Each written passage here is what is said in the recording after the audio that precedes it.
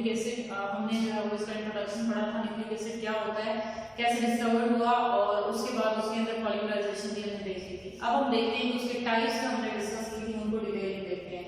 तो आज हमने डीएनए आरएनए को डिस्कस करना है। डीएनए क्या चीज होती है सबसे पहले देखते हैं। डीएनए आपके पास क्या है, हम इसको ऐसे बोलते हैं डीएनए की डीऑक्सी न्यूक्लिक एसिड, ठीक है। डीऑक्सी जो है वो हम बोलते हैं, क्यों बोलते हैं, क्योंकि जिसमें पेंटोज शुगर होती है उसमें एक ऑक्सीजन कार्बन ग्रुप पे हाइड्रोक्सिल ग्रुप होता है, उसमें से रिमूव होती है।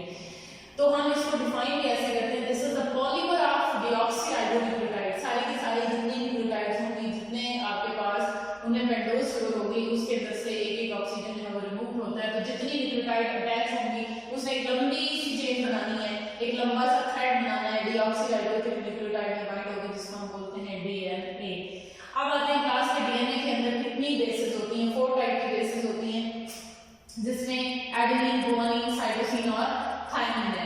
जब आप इसको डीएनए के अंदर देखते हैं तो सारी की सारी जितनी भी न्यूक्लियोटाइड हैं उनके अंदर से हाइड्रोक्सिल ग्रुप में से एक ऑक्सीजन रिमूव होती है। जब वो रिमूव हो जाती है तो हम उसके साथ इसको रिप्रेजेंट करते हैं दैट डी, ठीक है, और डीऑक्सी एडिनोसिन मोनोफॉस्फेट, ठीक है।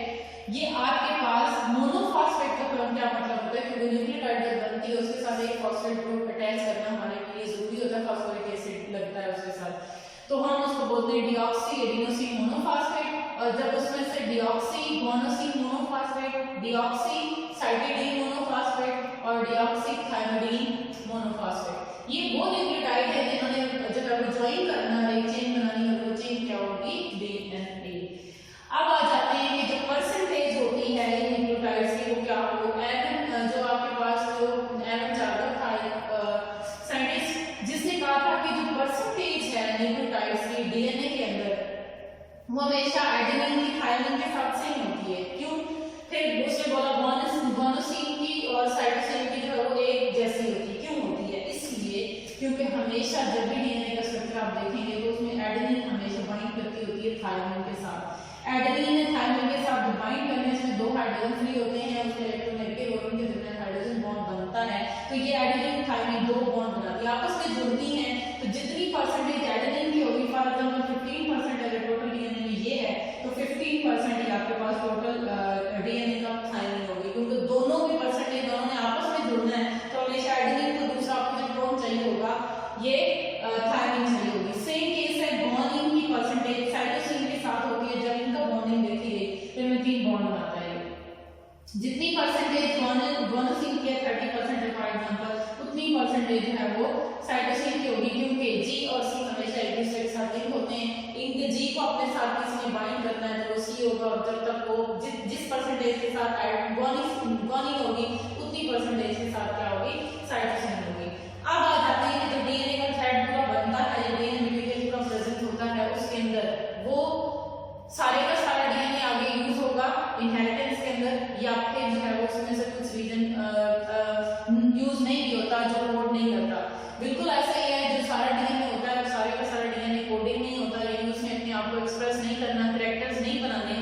जो इंडिविजुअल के कैरेक्टर्स होते हैं, लाइक कलर है, आईज का कलर है, या उसका स्ट्रक्चर है, उसकी हाइट है, ये डिफरेंट कैरेक्टर्स हैं, दिस इज द फेनोटाइप। जिसने एक्सप्रेस नहीं करना वो आपका पास जो डीएनए होता है उसको आप बोलते हैं नॉन कोडिंग रीजन। और नॉन कोडिंग रीजन जो है वो हम उसको रिप्रेजेंट करते होते हैं इंट्रॉन्स के साथ, यानी जो डीएनए है वो कोडिंग और नॉन कोडिंग दोनों ही उसके अंदर मटेरियल्स दोनों ही जो है स्ट्रक्चर प्रेजेंट होते हैं। कोडिंग अगर होगा तो वो एक्सॉन्स होते हैं और उसको आप बोलते हैं कोडिंग रीजन, और जो आपके पास नॉन कोडिंग रीजन होगा डीएनए का उसको आप क्या बोलते हैं, इंट्रॉन्स बोलते हैं। नॉन कोडिंग के अंदर डिफरेंस ये है, कोडिंग का मतलब है जिसने आगे जाके कोई प्रोटीन बनानी है, ऐसा जीन होगा जिसने प्रोटीन के अंदर इन्वॉल्व होना है, वो हिस्सा आपके डीएनए का कोडिंग होता है। और जो आपके डीएनए का हिस्सा प्रोटीन के अंदर इन्वॉल्व नहीं हो रहा, जिसने अपना कोड नहीं देना, तो वो आपके पास कौन सा होगा, नॉन कोडिंग होगा। इसके बाद क्या आगे चलते हैं, डीएनए का मॉडल देखते हैं। हमेशा ही ये है कि डीएनए जो है वो डबल हेलिक्स है, डीएनए के दो जो है स्ट्रैंड्स होते हैं, एक उसके बाद जो है वो एक स्ट्रैंड जो है वो एंटी पैरेलल चल रहा होता है। हमेशा एक स्ट्रैंड अगर 5 to 3 पे मूव कर रहा है तो दूसरा जो स्ट्रैंड होगा वो 3 to वो भी 5 to 3 होगा और उसके अपोजिट साइड पे होगा। एक स्ट्रैंड फॉर एग्जांपल मैंने यहाँ प्लेस किया है, ये 5 to 3 जा रहा है, तो दूसरा स्ट्रैंड इसके अपोजिट जो है यहाँ से मूव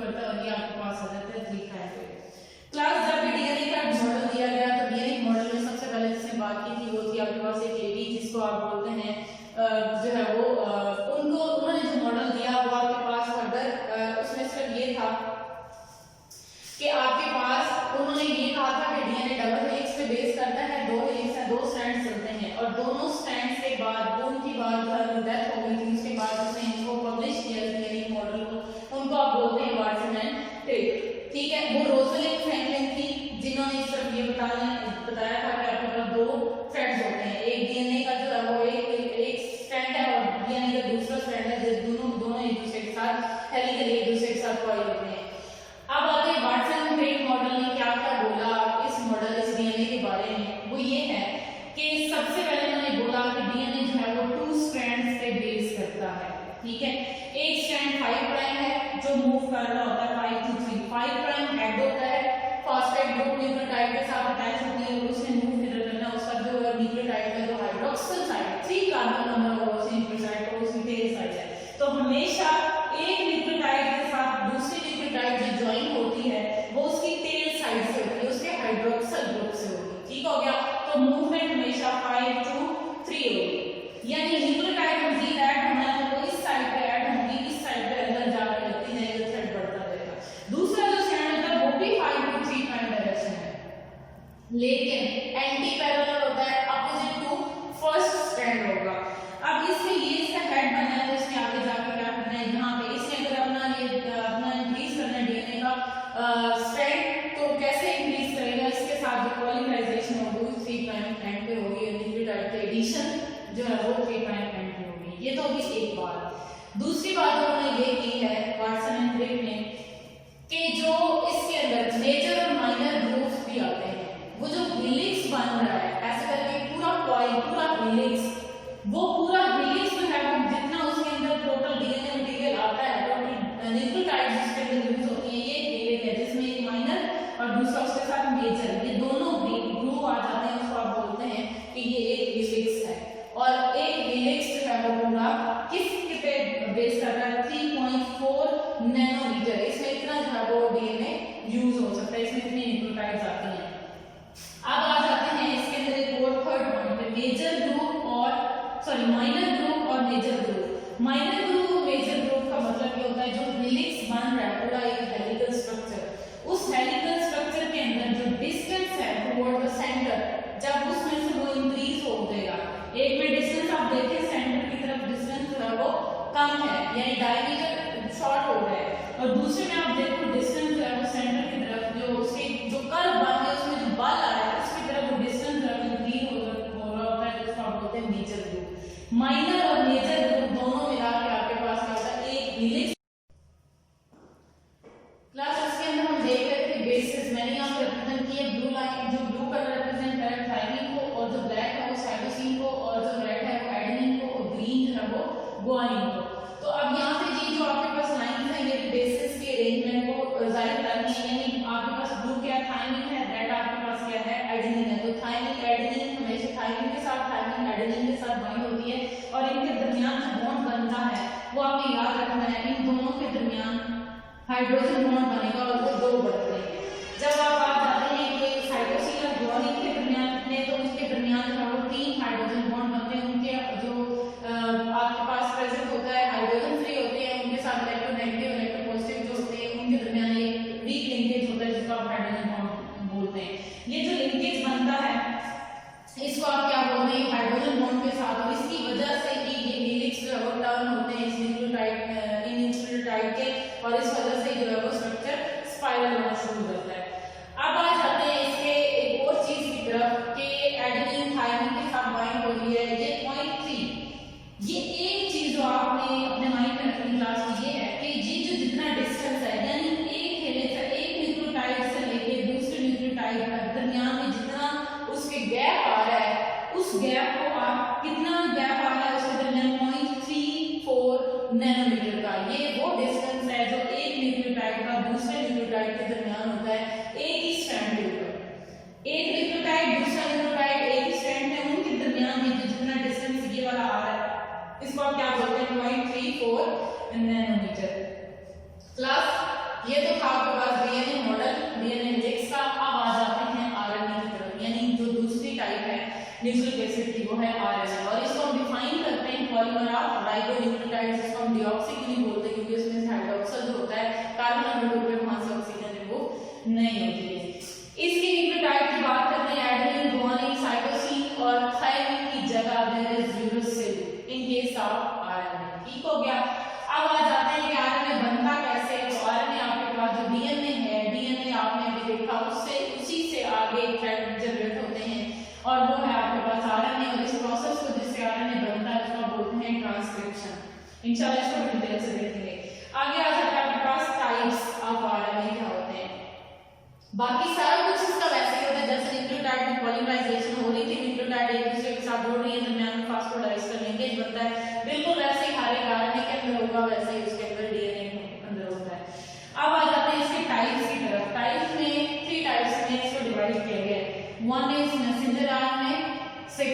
ट्रांसफर आरएनए और थर्ड इज राइबोसोमल आरएनए। अब आते हैं वैसे इन तीनों के अंदर डिफरेंस क्या है। क्लास तीनों में कोई डिफरेंस इस तरह नहीं है क्योंकि उनके अंदर न्यूक्लियोटाइड से ही वो आरएनएस बने हैं।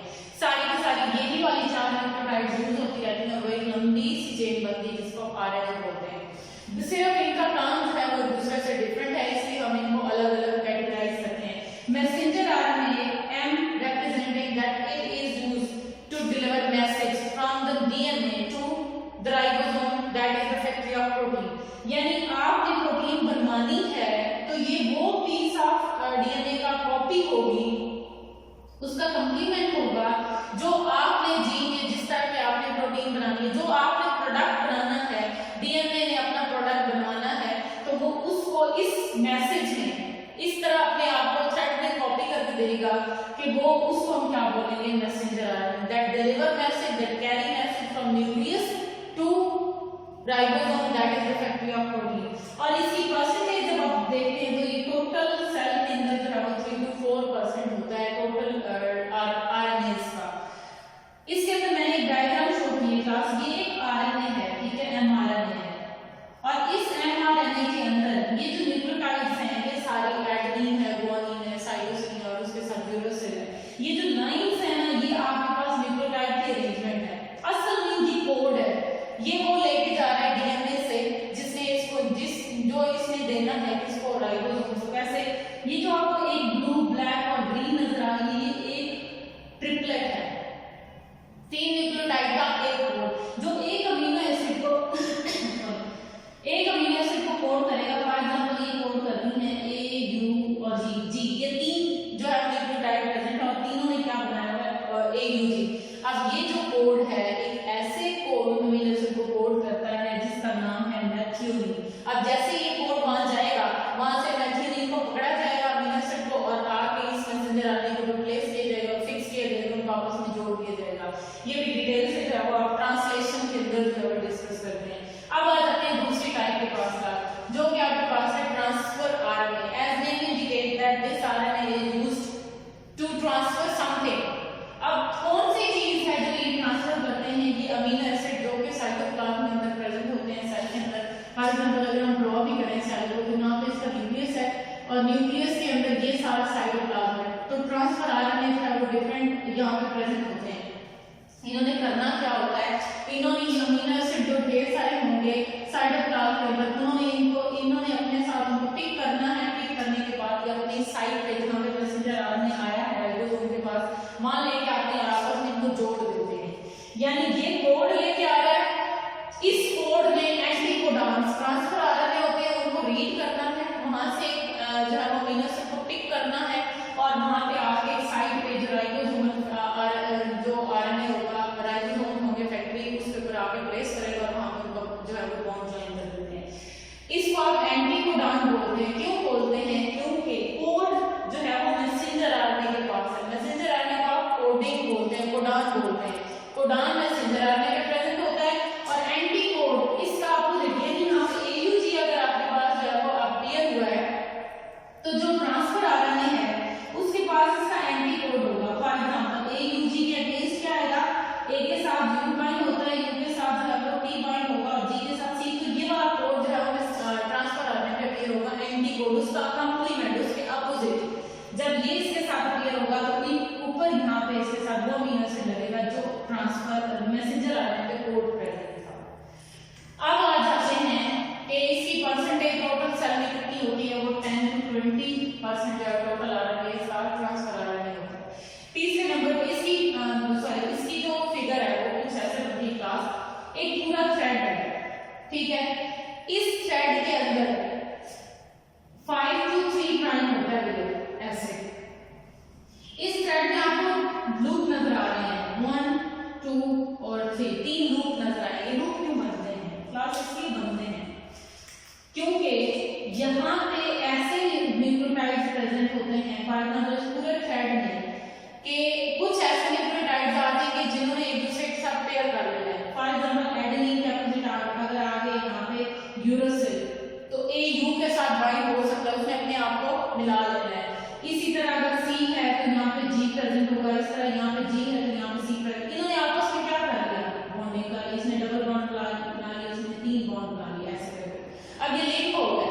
जब ये दोनों आपस में जुड़ जाएंगे और यहाँ पे ये वो रीजन होगा जहाँ पे जी के सामने सी आ जाएगा, सॉरी जी के सामने जी आ जाएगा, सी के सामने सी आ जाएगा, ए की जगह ए आ जाएगा, और यहाँ पे ये इस तरह अगर कोई लिंकेज जाता है तो इनका आपस में कोई ताल्लुक ही नहीं बनता, लिंक ही नहीं बनता। ये क्या करेंगे, इन्होंने कोई बॉन्डिंग नहीं कर दी और जो रीजन ऐसे करके क्लियर होता है वो लूप बन जाता है, निकल जाता है। इन्होंने बॉन्डिंग कर ली, ये नॉन बॉन्डेड न्यूक्लियोटाइड्स हैं तो इनको एक लूप के साथ उन्होंने एक्स्ट्रा के साथ बना लेना होता है। ये एक पूरा स्ट्रक्चर जो है एक ट्रांसफर आरएनए का बनता है जिसमें 3 ग्रुप्स जो है वो अपीयर होते हैं। अब आप लोगों ने एक और चीज याद रखनी है कि जो एंटीकोड है वो यहाँ पे अपीयर होगा, जैसे AUG अगर मैसेंजर आरएनए पे अपीयर हुआ है तो आपके पास U, T और C ये इसके न्यूक्लियोटाइड्स हैं, और जो यहाँ पे एंटीकोड अपीयर होगा वो ही 3 प्राइम पे U, T, C, ये 3 प्राइम पे भी वही रीजन प्रेजेंट होगा, तभी जाके इसके साथ क्या लगेगा, इसके अपोजिट क्या आएगा, AUG। अब आप लोगों को समझ भी आई होगी कि मैसेंजर आरएनए पे जो कोड था वही कोड का अमीनो एसिड इसके साथ लगेगा, लेकिन मैसेज कैसे ट्रांसफर हुआ, इसके ऊपर जो कोड अपीयर हुआ, एंटीकोड अपीयर हुआ ट्रांसफर आरएनए में, और ट्रांसफर आरएनए का जो लूप उसके साथ बाइंड हुआ उसका 3 प्राइम एंड पे वही सीक्वेंस आता है, वापस आपके पास वो आता है जो मैसेंजर आरएनए पे कोड अपीयर हुआ था।